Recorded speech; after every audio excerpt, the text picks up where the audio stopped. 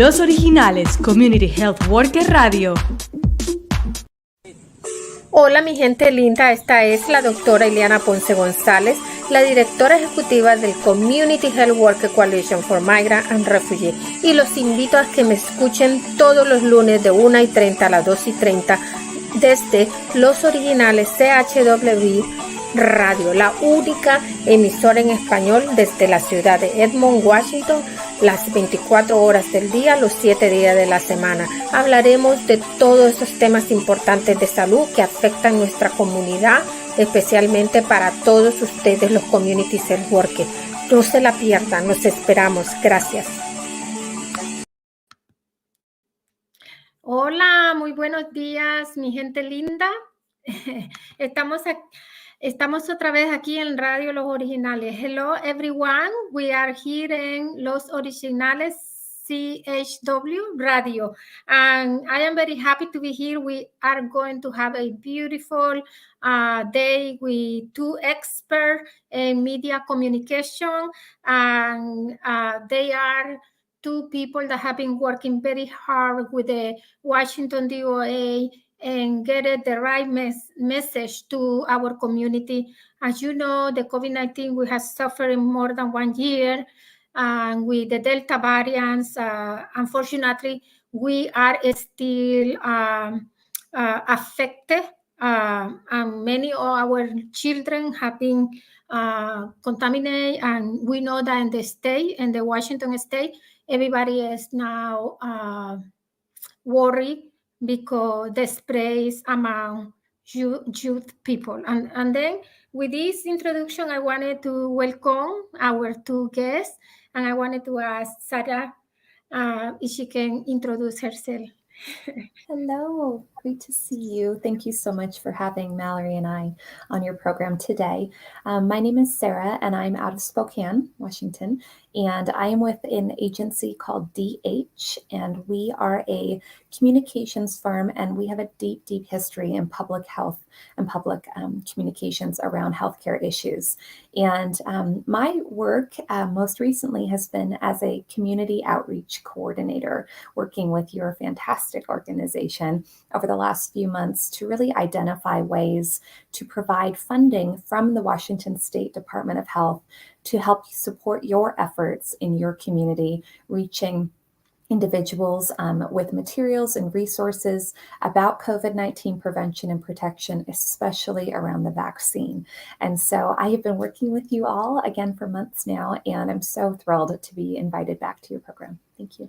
Thank you. Thank you. It's a great honor. You know, I love everybody that is working against this disaster. You know, I never believe in my lifestyle I'm going to be living a pandemic.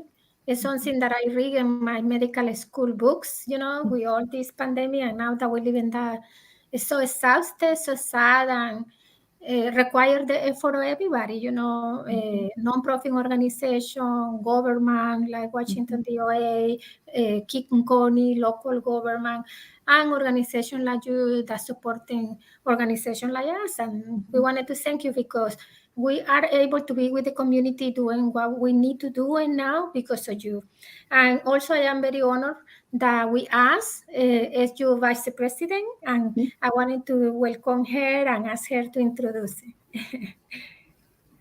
Yeah, thank you, Ileana. My name is Mallory Peak. I'm the Vice President of Social Change Marketing at DH. I'm also based in Spokane with Sarah. And I support the project through strategic planning, but also work closely with the team at DOH to make sure that the latest messaging and guidance is reaching communities and that we're directing funding to community organizations that can make a big difference. So thank you so much for having us. You're welcome. Thank you, Mallory, and thank you, Sarita. To start, we wanted to know more about how you selecting all these organizations that are working with you together.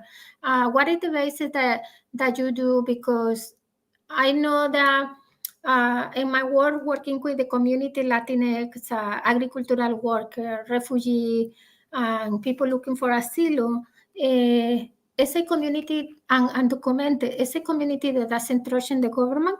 Unfortunately, they feel used by them.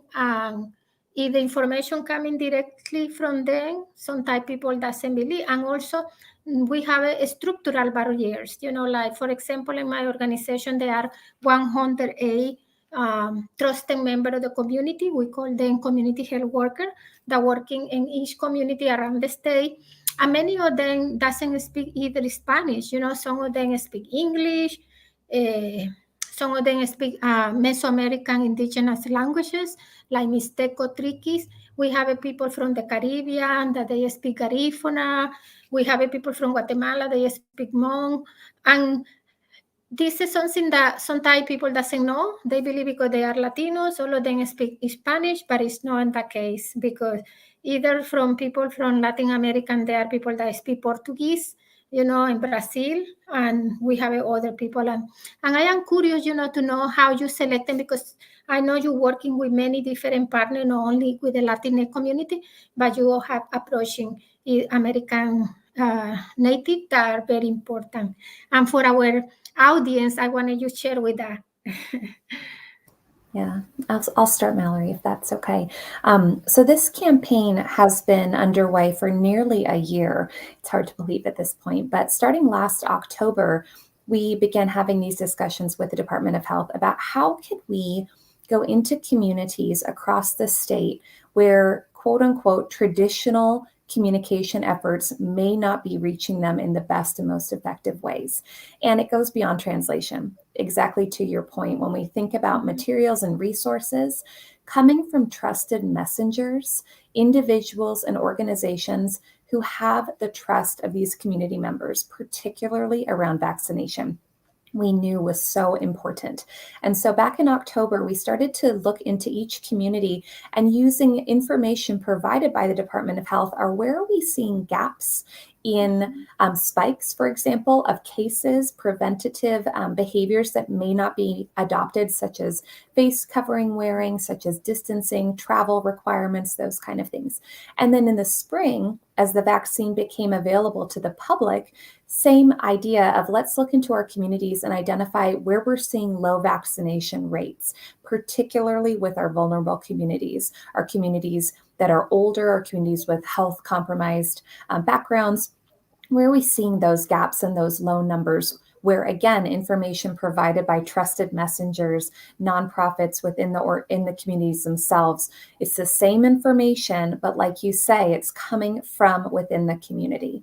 And so throughout this campaign, again, since October, we're now into the fourth round of funding, which is tremendous. And we are so grateful to the Department of Health for believing in this work, for allowing our agency DH to be advocates for it. Again, I've said before to you all that I have beyond enjoyed working with you and learning from you about your community and identifying where additional resources, particularly funding, can really do more with in terms of trying new things, do more in terms of doing things more so than you've been able to do before. So we've ended up contracting with, I believe, over 200 organizations, some of whom have been repeat recipients like yourselves. But when we think about those communities of underserved populations across our state, that's really where the foundational mission for this campaign began. Wonderful. Wow. It's phenomenal. Assisting 200 nonprofit organization, especially like us, that we are new practically. We are going to have 3 years this year, believe me or not. And then, we cannot survive. We have you. And Mallory, I wanted to asking you, how started this vision? How you start working with the Washington DOA, as Sarah said, has been a great partnership. I believe they selected very well because I cannot believe I can work with other person better than you. And then I am curious, how was that? How was this process? Because you really know the community, and something that I wanted to tell you about Sarah, that Sarah, she participated in our event. It's not only, take the money and doing whatever you wanted. No, you are part of this. And also all your team, I always get a message about the last thing, about the guidelines from the CDC. I get a misinformation, what to do, how to, you always are updating us. You don't leave us alone. And you always requesting how we can improve your work, how we can support you. And I applaud, Washington DOA for bring people like you to working with us, because I cannot believe other people better than you are. And I am curious, how was the process for you?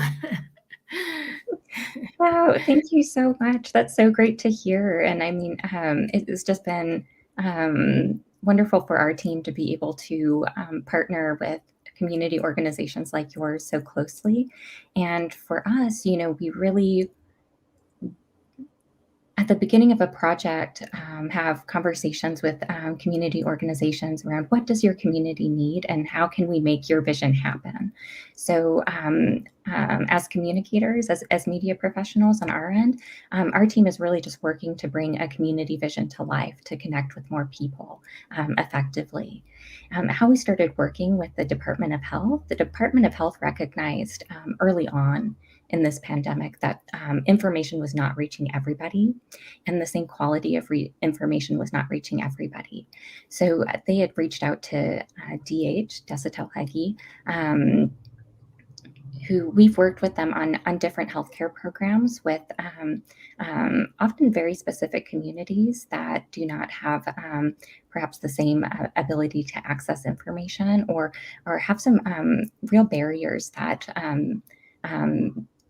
other communities in the state might not have, So we were really excited to partner in this work, and initially it started, working with media outlets only, and we realized really quickly that not every community that's impacted deeply by this pandemic has their own media outlet. Like that's a real privilege in and of itself.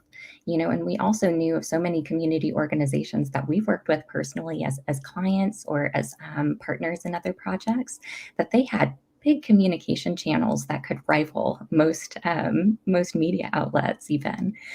So we really wanted to make sure that we could bring them into the conversation and also drive funding to support more community communications across the board. So that's really how that partnership began. It's wonderful. I wanted to tell that many people is now online listen to us, and they say thank you to both of you. And we have a Catherine Perez, we have a Marta Ponce, we have Ana Yepes, and we have a Marta Ponce say hola, buenas tardes para todos. He say hello, good night, good day for everyone. And Maria Chocarunta, she says, thank you, Sarah and Mallory, for supporting us in community program. I wanted to tell them that the support of grantors like you has been very essential for us. When I started this campaign from the first grade coming, we didn't have any money, but we dedicate we start with the media there, and we know that we have to use in the media because this is a pandemic that you cannot go out, and then before somebody giving the first grant to us, we were looking for partners with radio, for example. I didn't have any radio. We have this pandemic, but we pay a lot, and as a good organization, I couldn't pay everything and do everything I wanted. And this is when I start combine my grant and do the radio, And this is because and we get a lot of experience. For example, in the first time that we get money with you, we do a lot of flyer, brochure, a beautiful book, in Spanish and in English. We have been training more than 10,000 families in the state. And we have done campaign with the Caravan Bank, working with the DOH. We have working with Kaiser, with many other organizations, Chen, Jen, Lu, and North Sound have been a partner in giving us mascara and a lot of these things. And I believe all the Latino small organization for people of color having been lucky to have this, and we have been, but the word is not enough. When we apply for this second, I talked to Sarita. Well, I believe that people is getting, but children, if they're going to go back to the school, it's going to be a big problem. Before, it's the problem that we have had. And I say, Sarita, we wanted to work, and because people are still going to community events, special sport for children, we have done like 4 big events, when we have been working like with 14 soccer team, with 2 a statewide event for Escaramuza. That is a very beautiful event, and we're going to share pictures of this event soon. Maybe we can have some picture now of the Escaramuza. Well, this is not the Escaramuza. This event is about the in Cedro Willy. We were there to working with children that have a sport in soccer team. They were tempting. We were all day there. And as you can see, nobody used masks. And in those events, we provide masks and sanitizer, the book that you're giving to us, and most important, the information they need to receive, and everybody, this beautiful book that was created for you, and we have in Spanish and English, we give it to the children. Children were very happy after they playing. They start working, and this is some of the information we're sharing. But the sad thing is, and you can see how they get together, and you can see before and after. We given the mask. We didn't have at the time, and we still not have a children mask. We get a donation that we are going to have soon, but we have to give to them the mask. And we giving a stipend providing for you. Thank you for that. And we doing play with them, and the good thing that for me was very important is that the children, when they listen what we talk, they were asking the parent to get vaccinated. And you can see the mama and the papa say, can I get vaccinated? Can I get vaccinated? And we get like 88 people from all this event with 10 soccer team. And these children with the parent that asked permission to the parent, that didn't come from the parent, that coming from the parent, the children asking the parent to get vaccinated. And we have a stipend, for doses to give him $50. And that was very good for the parent, because there are a lot of people we need. And then they thinking more. I say, my son wanted to get it. And with the information we provide, already like more than 44 children have been vaccinated. And we combine that also with Uber transportation. But the sad thing is that there is a lot of things to do, because the amount of misinformation that my community is getting is amazing. So it has been a big problem. Really in American, the problem that we have is usually education made you smart to take a smart decision. But I believe we have done a lot of education, but not at the way that the misinformation get. For the people with you, I wanted to ask in Sarita, what are you experiencing? Why people believe more misinformation than fact? I don't understand. Either I am a physician, my experience is that when I telling the people the truth, they believe. But in this pandemic, we see it's not like that. I don't know if you have been research about why this phenomenon is happening. That's a great question. And there is a lot of information on the Department of Health's website in multiple languages about myths, about information correcting, both for individuals who have those concerns and questions on their mind, as well as friends and family members who are seeing and witnessing in their family members a hesitancy, if not a complete I'm not going to get vaccinated. So there's a lot of information available on the Department of Health's website, doh.wa.gov, that I always want to point individuals to give you some talking points as well. Speaking as someone who could not be more for the vaccine. Whenever I have conversations with community members who have those questions and concerns, I think it's very important to validate them and listen, but at the same time be ready with information to share that counteracts that information. Again, not putting people on the defensive. This is a huge, huge decision for individuals to make. We know that vaccinations overall, not just the COVID-19 vaccine, there's many different schools of thought. People have a lot of personal choice decisions here. We see it with mask wearing, we see it with distancing. A big part I'm thinking of why there's a hesitancy is the time, right? The fact that the pandemic really officially hit our country March of 2020, if not just before, and then we have a vaccine a year later. So there's natural questions of, is this safe for me? Is this safe for my family? The answer is yes, it is safe, but you do need that information. A big part of, again, getting back to the formation of this campaign is that when information comes from someone that you trust, if it's a family member, a close friend, an organization, maybe a faith leader, you may have more of a propensity to listen to that information than if it is pushed down by another entity. And so that's where, again, we're seeing such increases in numbers of vaccinations in communities where without this type of campaign, they may not have been at that higher level. And again, to all of us that are working in public health communication, we couldn't ask for more. To your point, before we started our discussion today, 88 members of the community getting vaccinated. That number, we know, snowballs out because if a person believes in the vaccine, gets vaccinated, they then will go to their family and friends and talk about why they themselves chose to get vaccinated. And all of a sudden you start to see these numbers grow. So we work with our partners who say, we had a caravan event, we had a pop-up clinic, we had 14 members, 20 members. And while those numbers might seem small, we know that at the end of the day, more and more and more community members will be open to getting vaccinated where they were not before. So it is unfortunate, of course, that these misperceptions and these myths continue to be shared. However, the more information we can share in ways that are translated in messages and mediums that are accepted, that are trusted, we're just seeing the impact is so strong.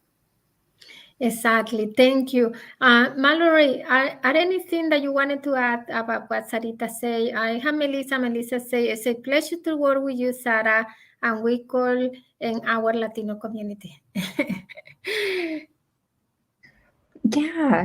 Thank you, Liana. I would just add that those personal conversations are so important, especially when combating misinformation, and just the power that we as individuals have to have those hard conversations with our family and friends are really, really important. I wanted to say, I have my former work, HRQ, Agency for Healthcare Research and Quality, and I was the spoken person media for the Latino community. That was many years, like 10 years, I believe. And then we have already at that time, we were talking about misinformation because it's also cultural, like in my community, if somebody have a problem, the first person that they are going to ask is the family or the neighbor. And they do, either if they go to the doctor, they say, and it's funny, like when somebody have inflammation in the eye, they believe that if you cross the tail of a cat, you will be healthy. And then, we given this, we brought those myths, and this, I believe, is also part why, for many of us in our community, for some reason, we believe more in what my neighbors say, and rather than the doctor. But I wanted to tell you that part of our role in going to the community and be with the community present is also, like you say, to listen to them. And I am not going to say educated, but I'm going to say to giving them the fact, like, okay, I respect what I'm doing. Thank you. And I also value what they think, because, I thinking, if I don't have the information I have, I will think in the same. And I wanted to bring a little video. That was I spoke with this man during 1 hour activity. We are the age in a soccer playing. He was the father of children. And you are going to see what he said. And I asked permission. We asked permission. He giving the permission. He feeling very happy that people like us wanted to listen his point, and we respect. But then my mission was to telling him what it was the fact. And I know that after the conversation, maybe he was not ready at that time, because this is another thing we are learning about what we're doing. The community in the beginning is like in shock, and then it's like you keep on repeating, it's like the misinformation they will believe, and then going us and talking with them and meet them and they meet us is good too. But I wanted to see, we can see the video. Why are people getting vaccinated and still have to wear a mask? You know what I'm saying? So if the vaccine is preventing people from getting sick, at the end of the day, why people that have the vaccine, why do they have to wear a mask around people that don't have the vaccine? Great question. I am Liliana Ponce, Dr. Liliana Ponce. We get the vaccine. You never have been vaccinated for anything? No, ma'am. No influenza? No. Oh, wait. I'm going to explain how this works. They are kind of same, virus and bacteria. Yeah. The virus, the bacteria, you can treat with penicillin antibiotic. Yeah. The bacteria you can treat with penicillin and antibiotic. The virus you cannot treat. Yeah. Because the virus we need we don't know treatment. You need.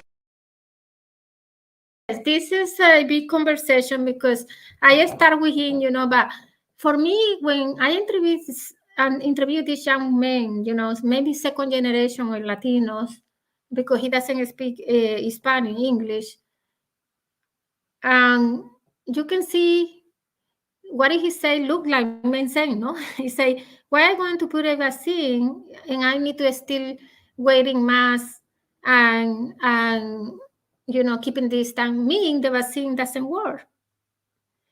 And I said, oh my God, I can't believe, And then I have to start with the principle, about the bacteria, virus. But I was thinking at the same time how to do it in the way that he understands, And this is where you see me, because I was saying, well, I need to do very calm. But I say him because the virus mutated. And when we produce the vaccine was for the alpha.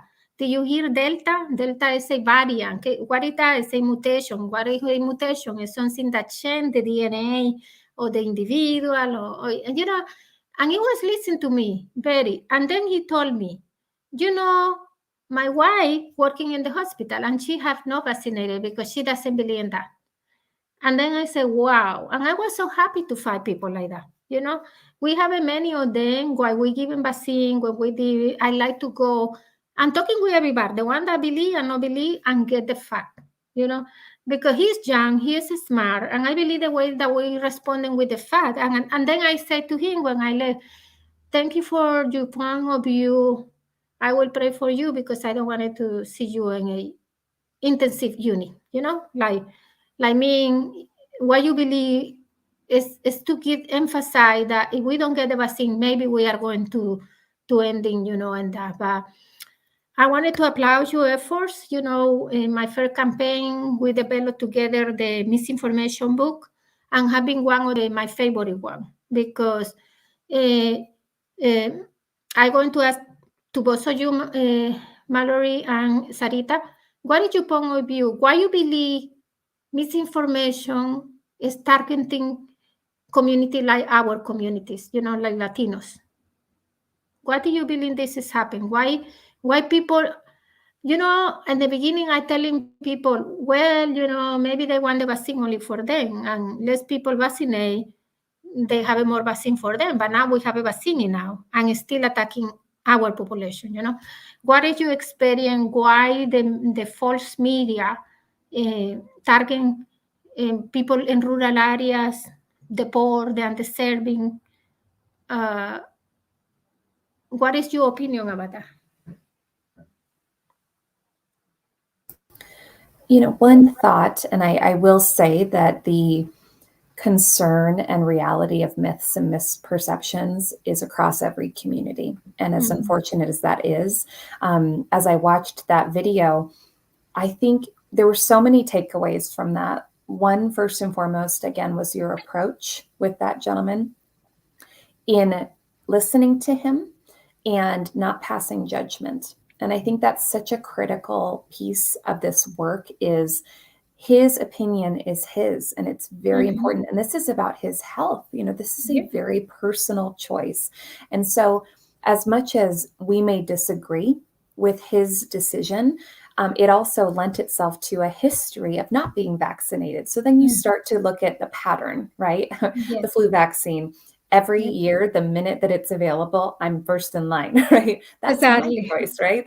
And there are times where I just can't understand why someone wouldn't, but that's their story, right? That's their path. And so to start and say, I want to hear why, then to present facts, scientific facts, and make them in a relatable, understandable, comfortable way.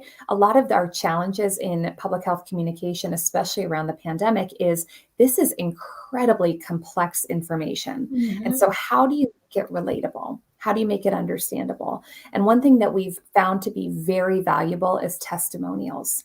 And I know, for those individuals in the community who have been vaccinated and have had a breakthrough case, talking about the importance of wearing masks, to have individuals that chose not to be vaccinated and ended up in the ICU, sharing their story, hearing that it's, John, someone in my community, all of a sudden it's not this, it's never going to happen to me. It's, I know John, that's terrifying. I feel so bad for him and his family. And what can I do to make that not happen for me? So what I would say is that myths, misperceptions are within every community. One thing that we recognize is, again, the way that the information from government agencies, CDC at the state level, local levels, reach community members is very different than this mass communication strategy. And again, that was a big driver for this campaign is how can we combat those myths in ways that are understandable and approachable language and visuals from individuals and organizations that they trust. And, as much as, again, watching that video, I was taking mental notes of, everything he was saying. That information may result in a new misperception that we didn't think of before. And now we will, right? We'll create messaging and materials around that. So every piece of feedback, whether it's in support of the vaccine or not, plays such a critical role in this work. Yes. Yeah, we are lucky. We have a lot of, we know what, and this made us to put in our campaign more strong. When we listen to them, then what we need to respond them, because the CDC didn't tell you.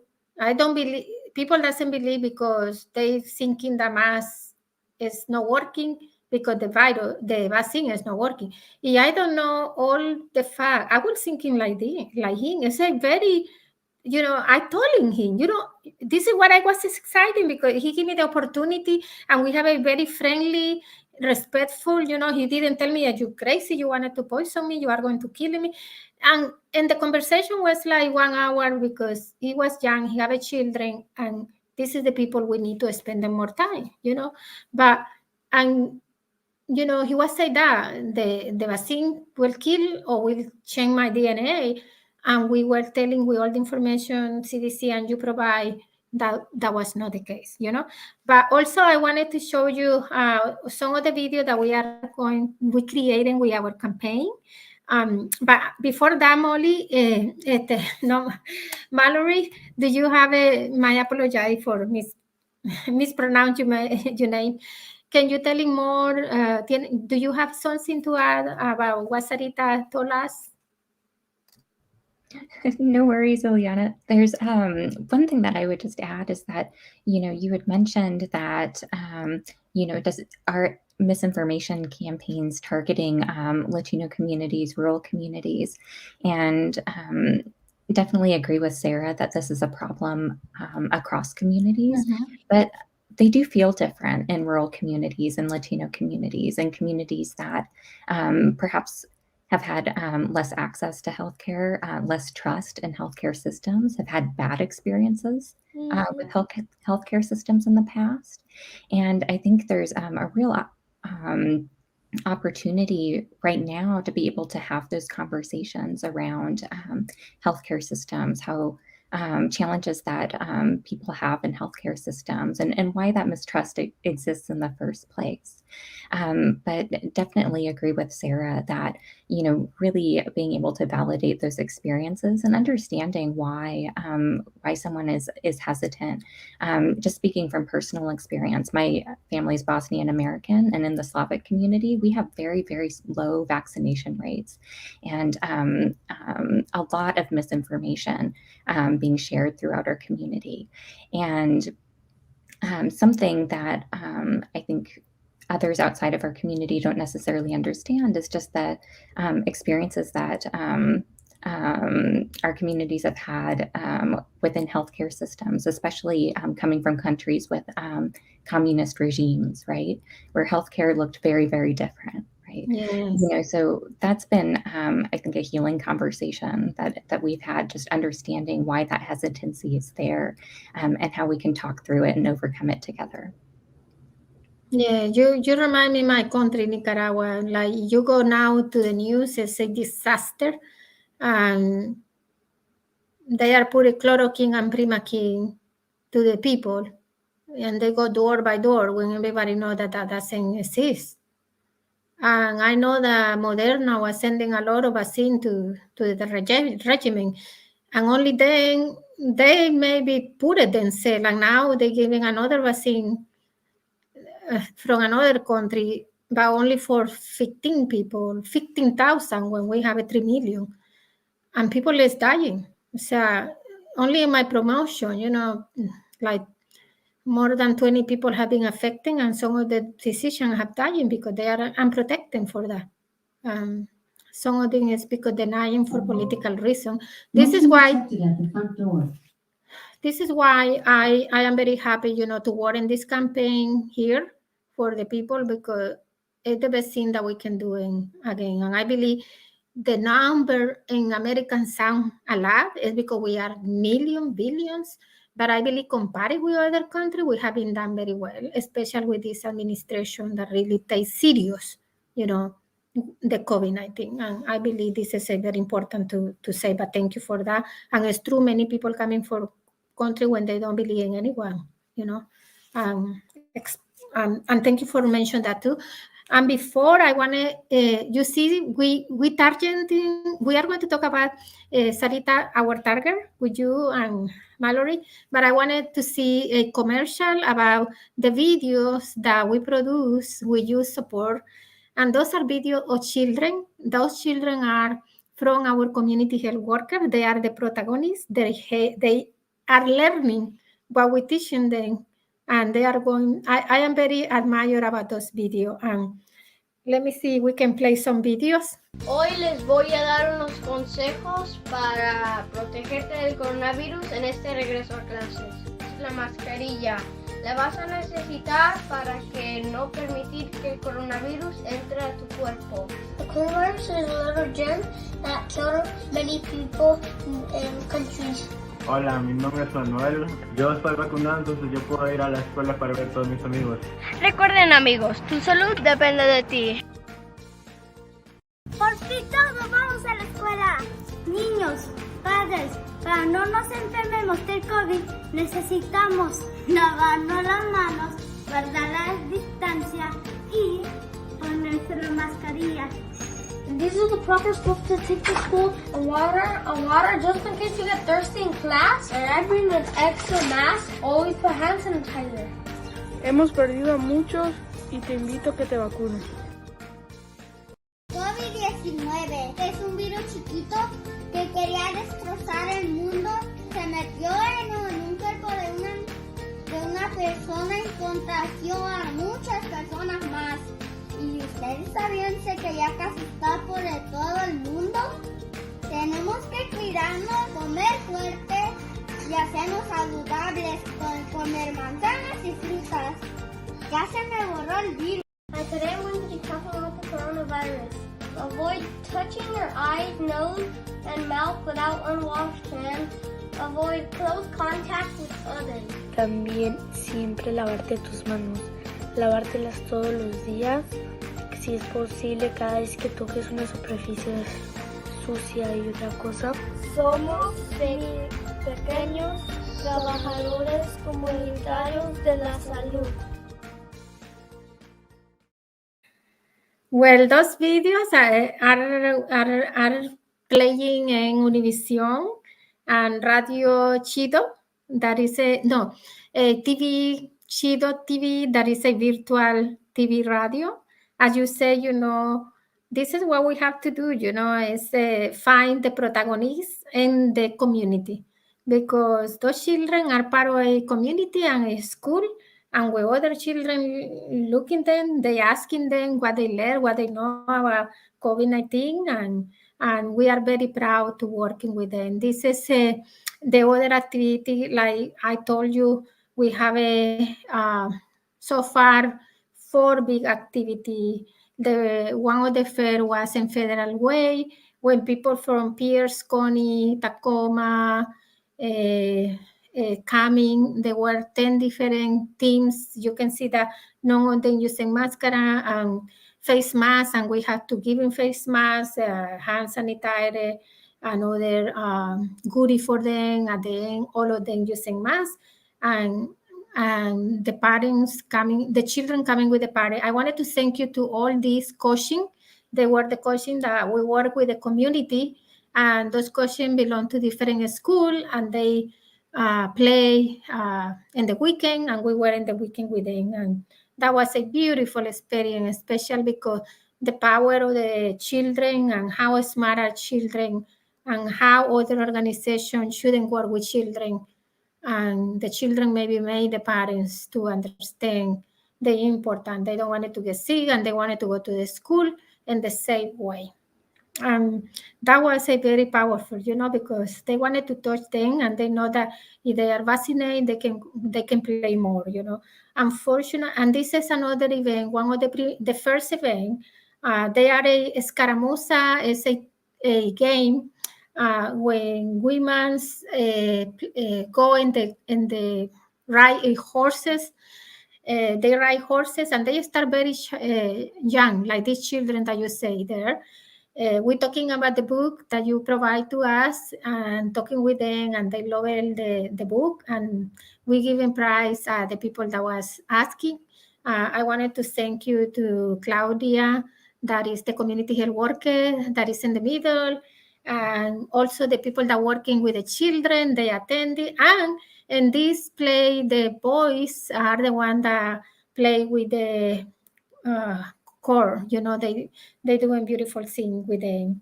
And another picture that we have, we went to the National Escaramuza. I wanted to say that each event, like this event of Escaramuza were more than 300 people, and we went to talk with most of them, and we get I believe like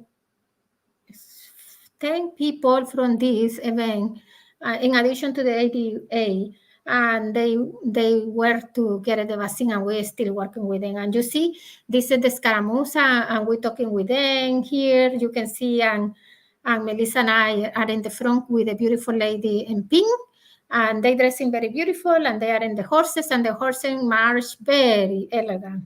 It's a very elegant, disciplinary play for originally from Mexico, I believe.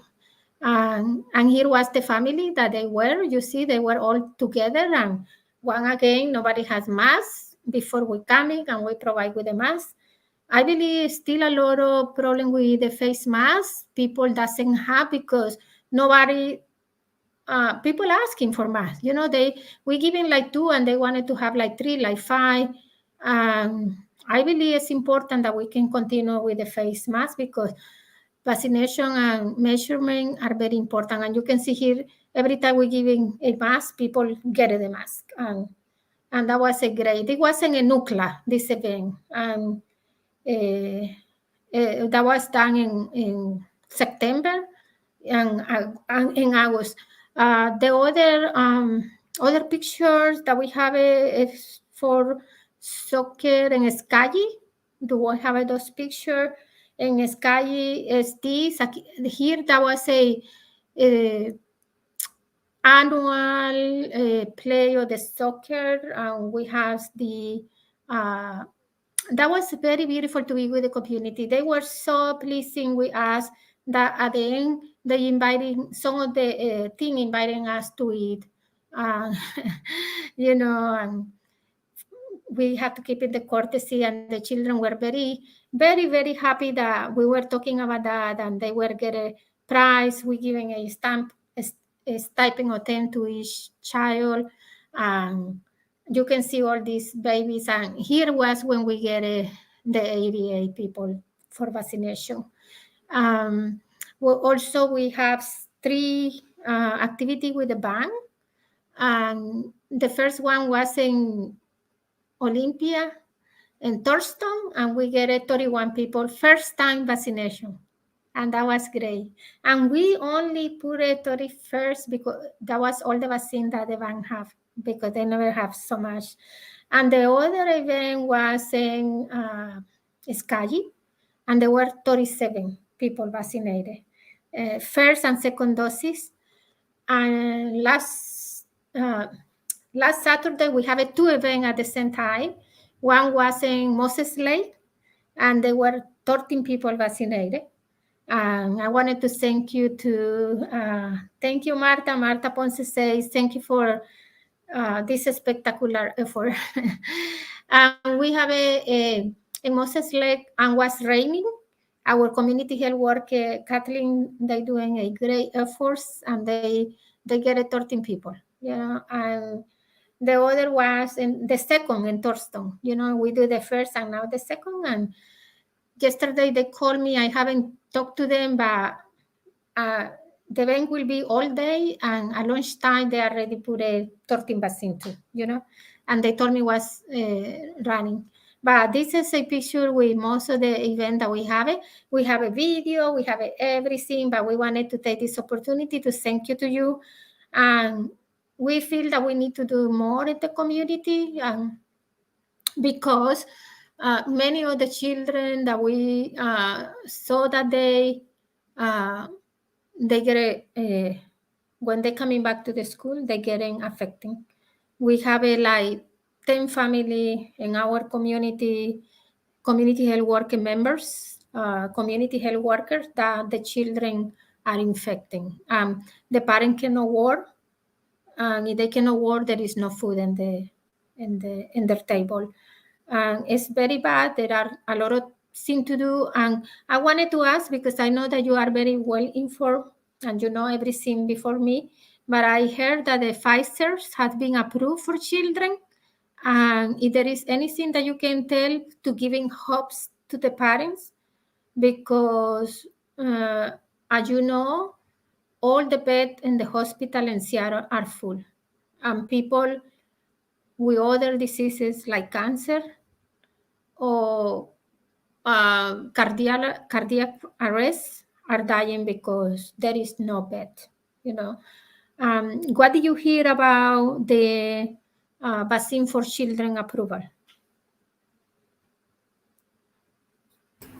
So there was news reports this morning, and we'd be happy to follow up with some links as well to some of that coverage about the effectiveness in the Pfizer vaccine for children 5 to 11. And I have 2 small children, and this is news, beautiful news to my ears, of just waiting for that news. The day that the vaccine was approved for 12 and up, I think, for many parents had the same reaction of, now we can properly protect our children. For those of us who have children under 12, I think one thing that I would say is, for those of us who have children that were in school last year and the year before for half the year, we saw the emotional and mental toll that as much as our schools did beautiful and commendable work to make the curriculum available online through virtual programming, I know as a parent, and I know many community members that had technology issues or gaps, that you had these children that were not receiving the education that they deserved in that time. And even if you had every technology capability, even if you had family support at home to really guide these children through virtual learning, there's still such a mental emotional toll that our children underwent by not having that social availability of a more traditional school environment. So there's a few things that I would say about the effectiveness news that came out this morning is I can speak as a parent that our children being able to go back to school, even wearing masks, it was like they're different kids than last year, where they have that quote unquote normal environment that they want. We know that so many children across our state rely on schools for meals as well. Certainly their parents and family members rely on schools so that they can go to work, as you were saying. They need that for so many reasons. And so one of the things that I'm personally the most excited about is the ability to have more confidence in sending children to school as well. Regardless, if you will, of their own family member vaccination rates, to know that they themselves are protected as best they can. The other thing that I would say is, and your videos montage, I was just loving every minute of those children. We know the power of our youth sharing this message with their family members who they themselves have chosen not to get vaccinated yet. That's why the comic book, coloring pages, events like you all were showing images of that are fun, that take some of the fright out of this. For children, we need to be able to share this information. So in many cases, they themselves share it with their parents and caregivers and say, you need to do this. You need to do this for yourself. I want you here. I don't want you to have to go to the hospital. I want to be protected. And I mean, truly from the mouth of babes, right? It's so powerful. So when I saw that news this morning, I just did a little happy dance on my own, because it's definitely, we've been waiting for this. The procedures and the policies and the processes of how beyond Pfizer, what that timeline will look like. I personally don't have any information there, but again, the Department of Health website, the CDC website are great resources for parents as well to become more informed and educated about the safety and the efficacy of the vaccine for their children. Exactly. And I wanted to repeat, Sarah, because it's very important, okay? The Pfizer is effective for children 3 years and older. We are going to have a vaccine for them, keeping news from CDC, from Community Health Worker Coalition, for Washington DA, and resources that are credible. But the vaccine is good. And thank you, because we really, really, really needed that, and we need to move faster, like you say. The not only that they are happy to coming back and see other children, but also it's part of our development, a skill of social. O sea, I feel very bad because I want to tell you, when some newsboard go out our event, some mother coming with a new board, they cry a lot when they listen or watching people. And I told her, these are the COVID-19 children. And she told me, yes, because he never see so many people like today. I feel so sorry, This is what we need to get protecting. And I wanted also to I wanted to thank you to the principal in Vista Hermosa, that is in Pasco, and the principal and Dr. Jonathan Golob from Granger School. We are going to be visiting them. We are going to visit the elementary school, high school, and they told me, Ileana, yes, we needed this here, okay? Because we need. They see the suffering, but like you say, the need to coming back to school. And I believe everybody get vaccinated. The teacher, the people that is around, and the parent get vaccinated, and the children get face mask and the social distance. We can control that, and it's not needed to be so sick, But we have a few minutes, and I wanted to talk with Mallory about the booster. We have a very good news this weekends. The booster also last week was approved.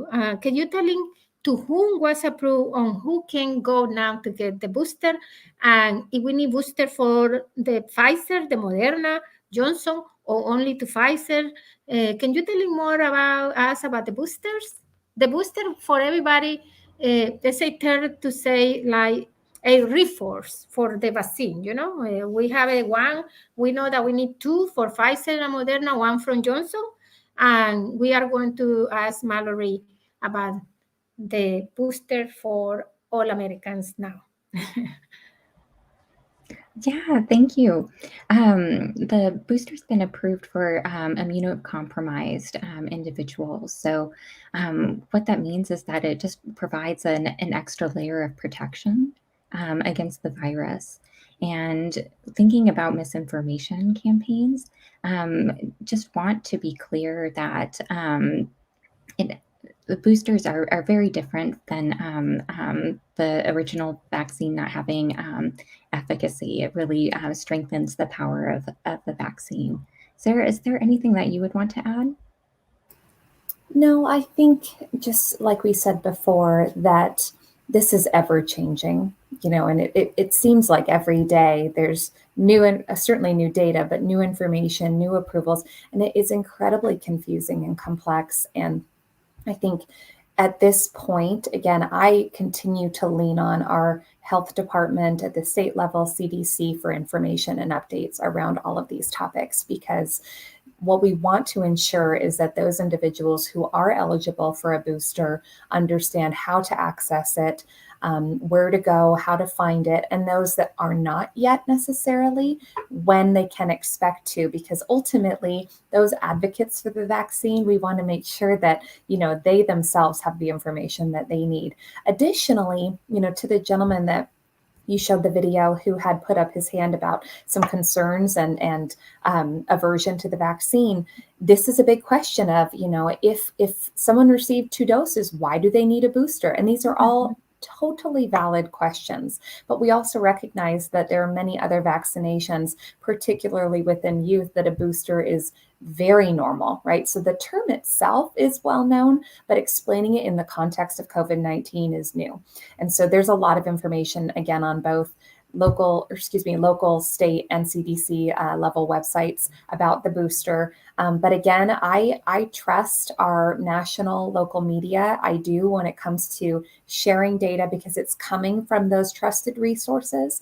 And when there is information like about Pfizer with youth, like about booster availability and accessibility, I'm ensuring that, again, from the mass media standpoint, those messages may not be meeting our rural communities in the same way, if at all. Mm-hmm. So that's our responsibility, to take that information and transform it into these kind of campaigns.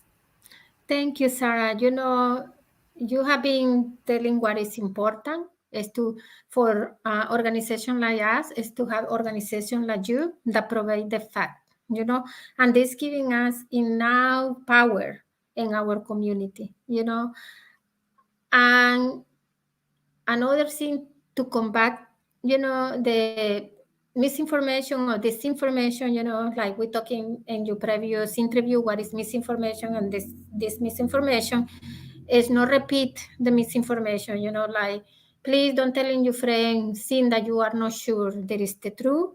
And another way is also the data. I believe in the data, and as a public health practitioner, this is my Bible, because, the people that is now in the hospital are almost 99% people we have no vaccination. This is a new pandemic under the unvaccinated. And people that get the vaccine and get the disease, they don't go to the hospital or die. The people, of course, now we see a lot of children, because we know that the children cannot get vaccinated, especially they are younger than 12 years. Then it's our civil responsibility to protect them by getting vaccine. But I cannot refuse the data, the data telling that the people that is getting sick and dying now the vaccine, the people unvaccinated, the people that have not taken the vaccine, you know. Not repeat the misinformation, read resources that are credible, and it's better not to say nothing than say something that is not true, you know, because in Spanish we say something like, it's very helpful that the person that is doing nothing, living, that be a person that is bother people that is working, you know. I feel like the same thing with misinformation. And disinformation, you know, that doesn't help to this crisis. It's making that crisis worse, and we need to spending a lot of time to convince people to do the right thing to do, because they don't know and they wanted to know more, and the information they get, unfortunately, you know, it's something with the technology. You know, Facebook is wonderful, and I admire that as community we do a lot of information in Facebook. But I don't know, I didn't see a statistic, but I know that there are most misinformation than information.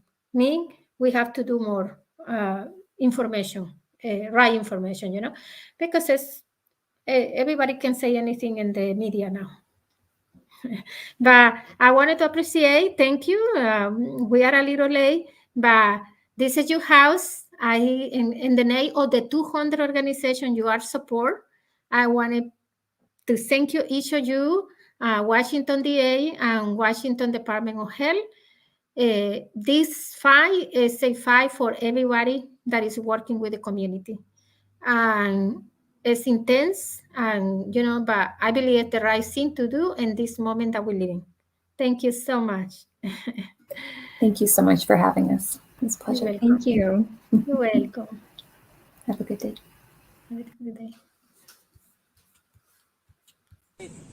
Hola mi gente linda, esta es la doctora Ileana Ponce González, la directora ejecutiva del Community Health Worker Coalition for Migrant and Refugee, y los invito a que me escuchen todos los lunes de 1:30 a las 2:30 desde los originales CHWCMR Radio, la única emisora en español desde la ciudad de Edmond, Washington, las 24 horas del día, los 7 días de la semana.